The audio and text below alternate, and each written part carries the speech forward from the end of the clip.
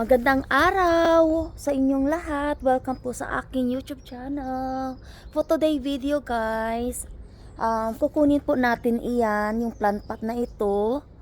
At imumove po natin doon sa aking ginawang tree raised bed or mini garden doon sa back garden. Nandito naman tayo sa back garden guys, pero in the other side of the house. So mega shout out po pala sa inyong lahat. Maraming salamat po sa nag-support po sa aking mga videos and also sa mga shorts and also sa aking live cast. Hope you all well guys. So ayan guys, dahil po ay hindi pa naman siya umulan today, past few days hindi pa ako nakapag garden talaga kasi nanakit yung mga katawan ko, so nagpahinga muna tayo guys at saka busy din sa trabaho. So ayan, today agenda guys, gagawin natin yan. Ang laman yan guys ay mga dry leaves, mga home waste like peeled bananas, mga vegetable, mga fruits. Diyan ko nilagay kasi gawin nating compost soil yan guys. Pangdagdag din ng nutrients sa ating mga halaman. So this year, so ayan, may free time tayo saglit bago tayo mag-umpisa ng trabaho. Ayan, gagawin natin. Mabigat po yan guys, kaya hindi ko na guys na nahila-hila yan guys. So kasi wala tayo mga proper equipments na ihilain yan. So dandahan lang po tayo sa paghihila kasi mabigat yan. Ayan guys, tulungan nyo po ako magbuhat nito. I think I'm gonna drag them all the way to the raised bed kasi mabigat po iyan. Kasi mamaya guys, uulan guys mga 1 o'clock. Ayan. Hilain natin papunta doon guys, doon tayo maghila.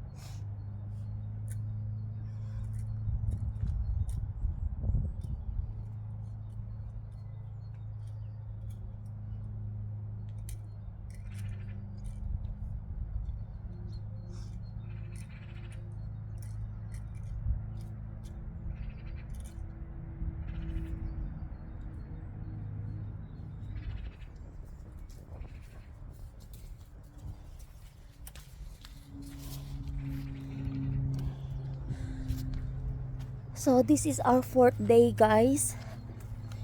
Kasi ilang araw din tayong hindi nakapag garden kasi yung weather natin.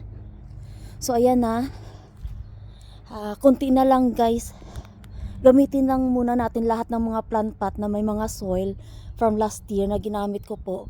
I-refill lang natin. Pag kulang pa siya guys, bibili na lang tayo ng compost soil doon sa garden center. Dito lang, malapit lang dito kay Alaga din. So ayan lang po guys ang update natin. Tinabunan ko siya guys kasi baka bungkalin po ng mga deer or kung ano pa yung mga animals na mayroon dito na kumakalat-kalat lang po, mga wild animals. Ayan, lalo na po mga rabbit, ganyan, deer or muntjak. So ayan guys, ito lang po may share ko. Maraming salamat at looking forward na din po ako na makapagtanim-tanim tayo this year 2026 summertime ng mga gulay. Abangan nyo po guys, i-get ready ko lang yung mga raised bed natin para taniman po guys. So once na done na tayo dito sa ating raised bed, kubiran ko muna siya guys para hindi matubuan ng mga grass. So ayan lang guys, thank you for watching. God bless everyone. Don't forget to like and share and comment and subscribe my YouTube channel Brit Pinay Journey, and don't forget to hit the bell on po guys para ma-notify po kayo sa aking mga videos na upload dito sa ganap dito sa aking mini garden kay Alaga. God bless everyone and see you later. Bye for now.